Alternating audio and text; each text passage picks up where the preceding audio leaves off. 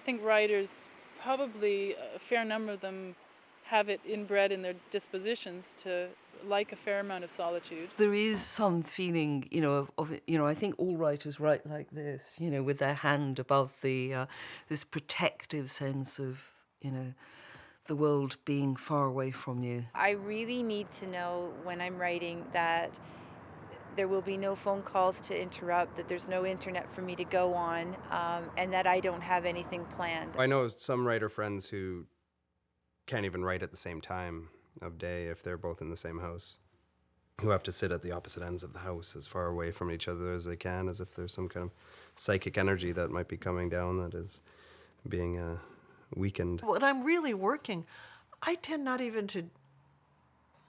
I often find myself turning down invitations even to parties that I might like to go to because often it'll kill the next day. I'll wake up in the morning, mild hangover, thinking, oh, what blah blah said at the party last night, or maybe I should have been nicer to this person or whatever. And that's hugely distracting, especially writing fiction, because you're really living in this alternate reality, and everything that breaks into that alternate reality makes it more difficult to get back there.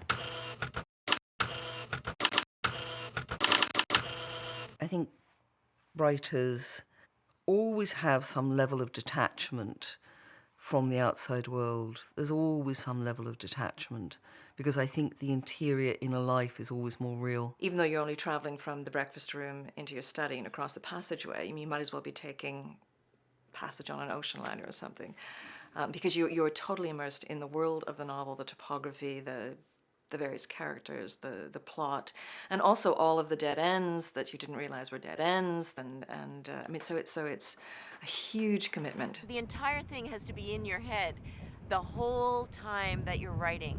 There are hours in the day when I'm alone with my computer where I can write. But then my family comes home and there's supper and there's dishes and there's neighborhood kids slamming in the front door and slamming out the back, and there's a basketball being bounced against the wall, and the dishes are all clattering in the cupboard because of it. And all the while that's going on, particularly when I'm getting toward the end of a novel, all I am thinking is, and then what happens next? And I love that time being with the book and being with the story and being with the characters. And I never feel alone. And I think that's the difference. It's not that we feel alone. We feel very much, involved with a whole nother life. That makes the art of writing, not as solitary as everybody thinks it is.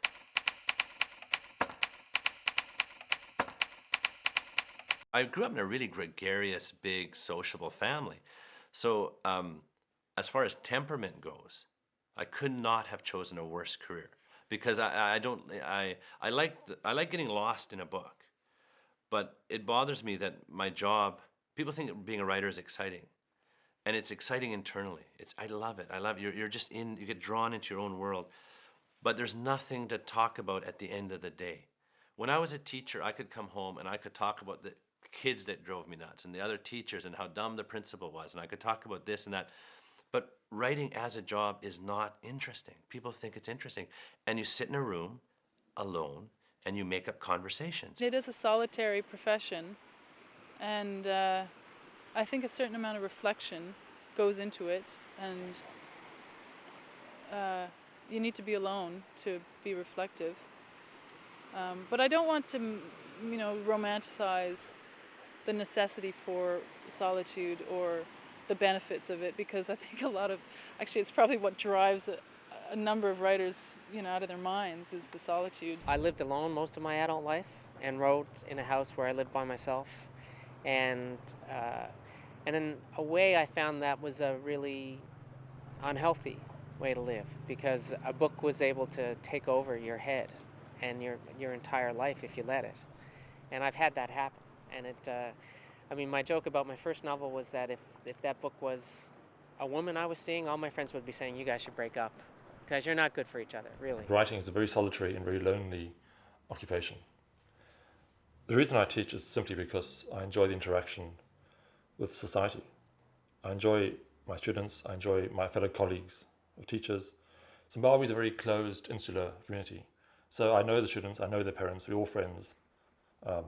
It's a very small society, and it's that sort of social aspect that I seek in teaching.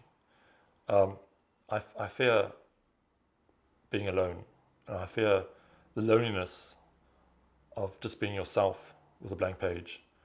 I think there's something very scary in that, very almost sort of horrifying, in fact. I don't think that writing requires a balance of isolation and socialization, but being an enjoyable person to be around requires a balance of isolation and socialization.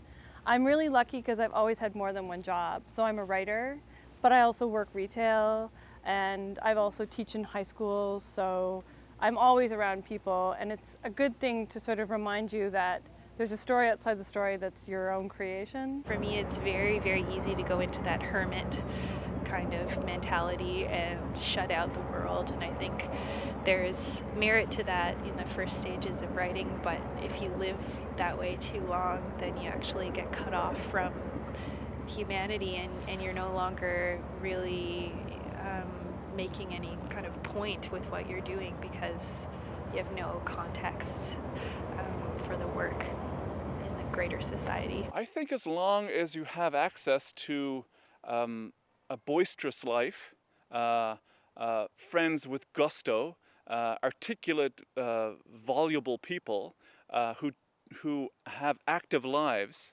then you can live the rest of your life in a very quiet, passive way and still have a lot of material. The trouble is, of course, is if you yourself have to be physical and in the world a lot, then you're kind of exhausted at the end of the day and you don't want to write. That's a bad, you need proportions. You need the proportions to be correct.